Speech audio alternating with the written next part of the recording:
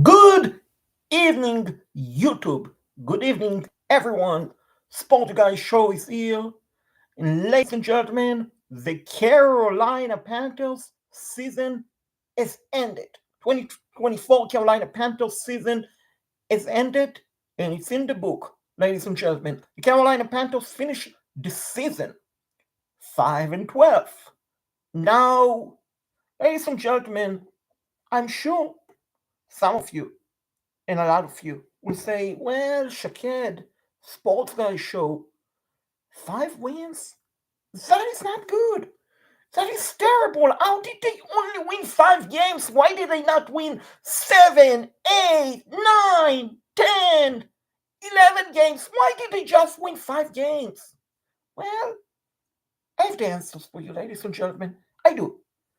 But let's talk about the whole perspective of this team. Offense was tremendous.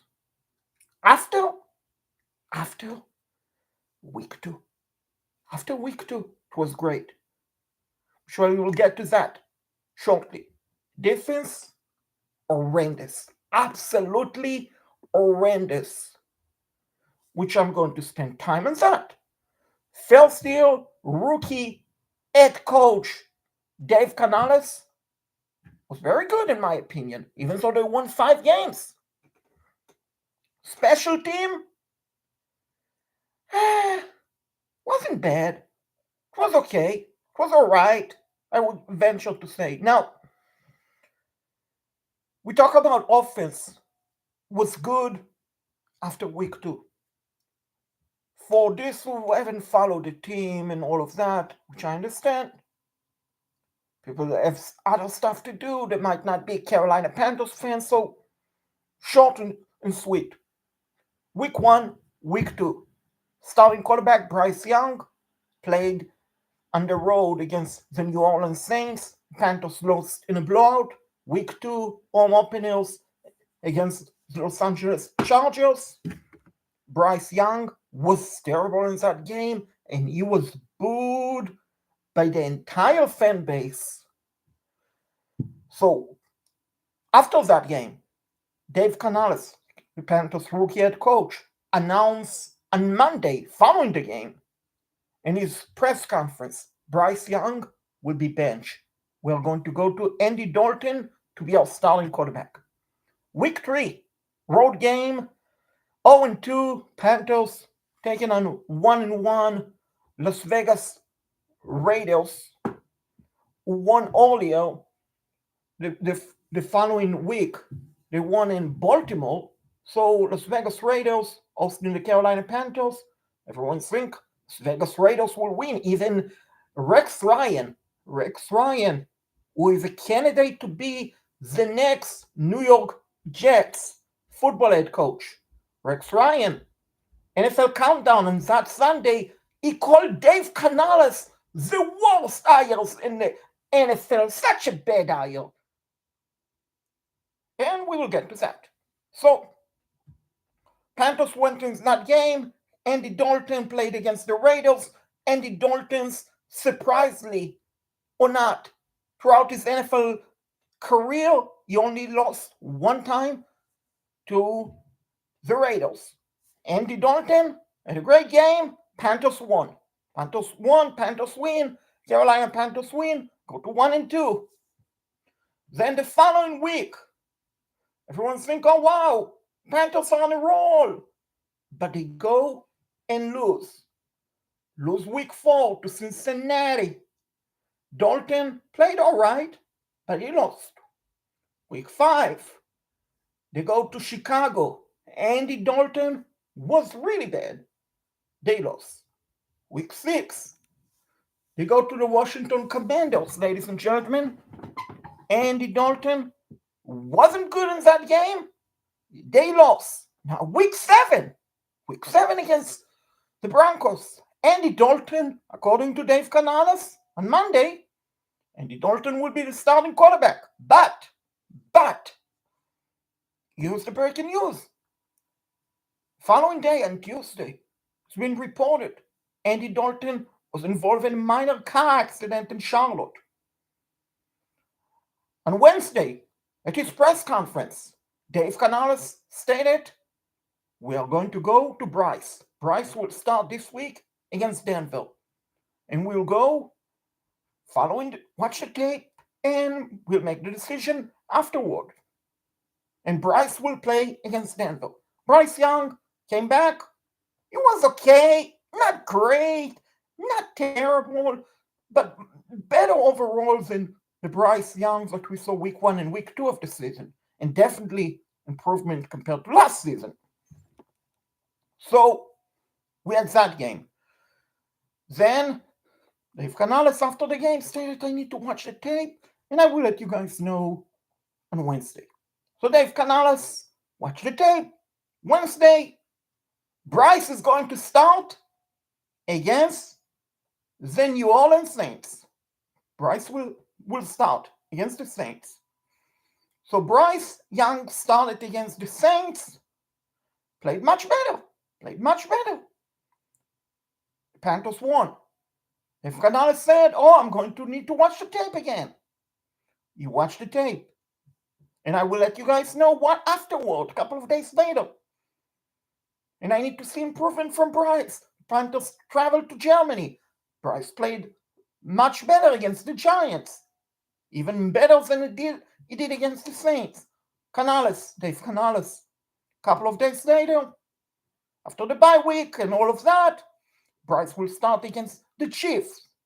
Bryce played against the Chiefs and he played great. And then afterward, Bryce will start against Dallas. Bryce played okay. They lost that game.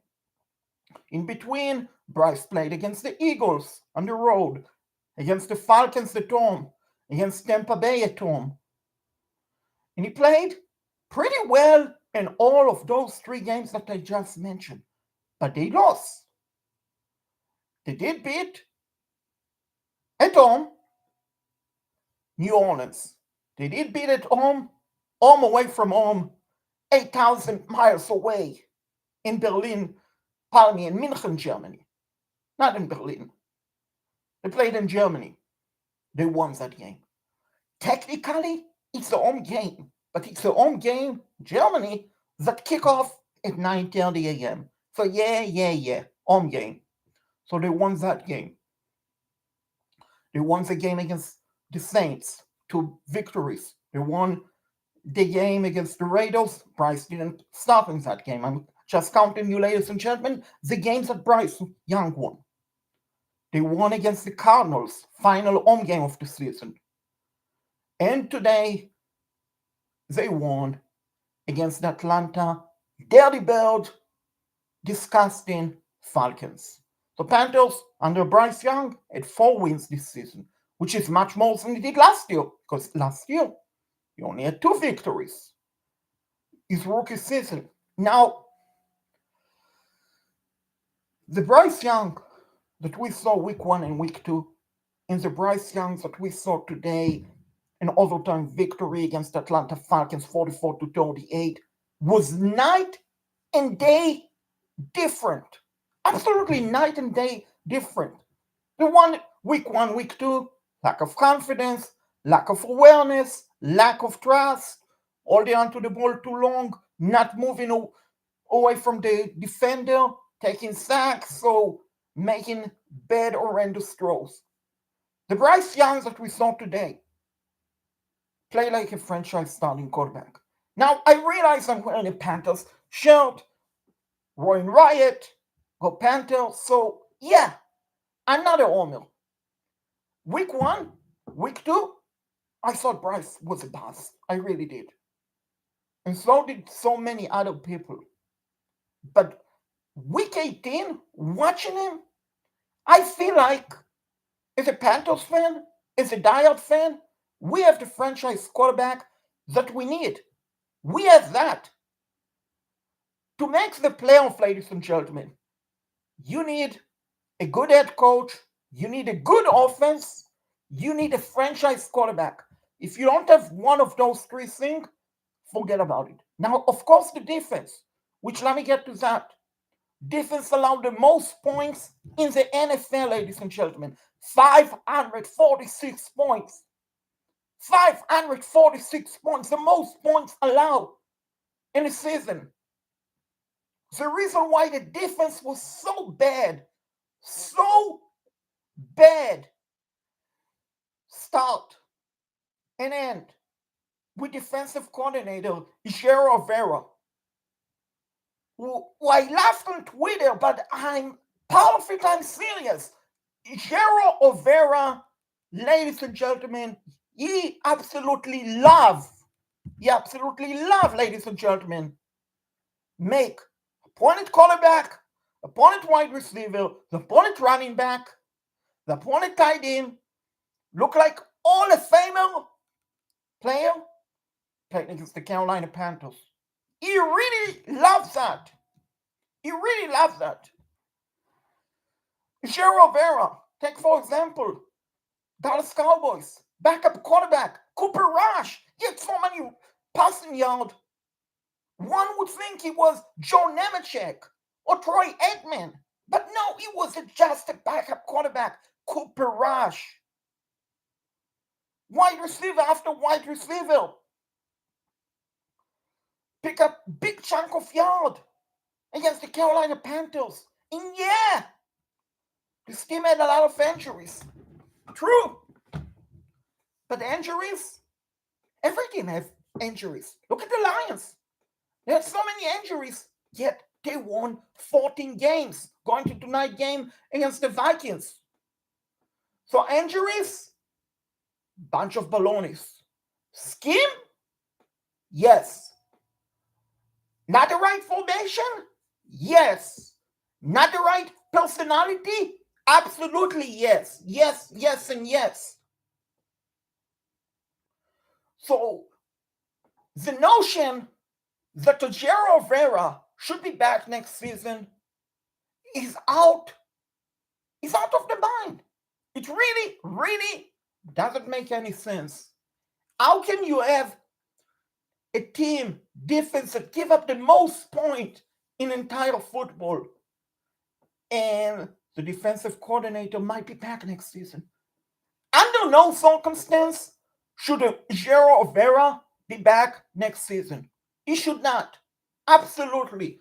And I'm sure Jero Vera is a very nice person off the field. I'm sure of that, ladies and gentlemen. But as a defensive coordinator, he is absolutely a terrible defensive coordinator. Take, for example, today, Atlanta Falcons have their number one wide receiver, Drake London, playing. The Carolina Panthers didn't have starting quarterback, J.C. Owen, who wasn't available. Fine. But you have second starting cornerback, Mike Jackson. That is his name. I don't believe he can dance like Michael Jackson and all of that. I don't believe he can sing like Michael Jackson. But his name is Michael Jackson. Second cornerback for the team. Panthers, knowing that Drake London is going to be the Falcons' primary wide receiver when they throw the ball, they put Michael Jackson and Drake London?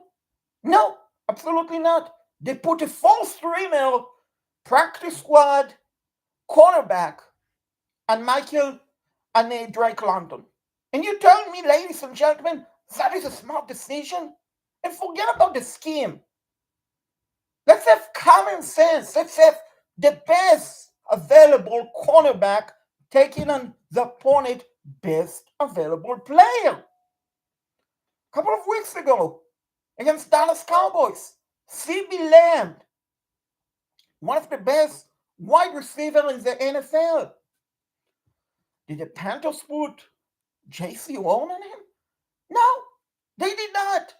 Even worse, that game, Jero Vera thought it was a smart idea to drop an edge rusher, DJ Wondham, to cover a wide receiver for Dallas. Wide open receiver Dallas for a one-on-one coverage.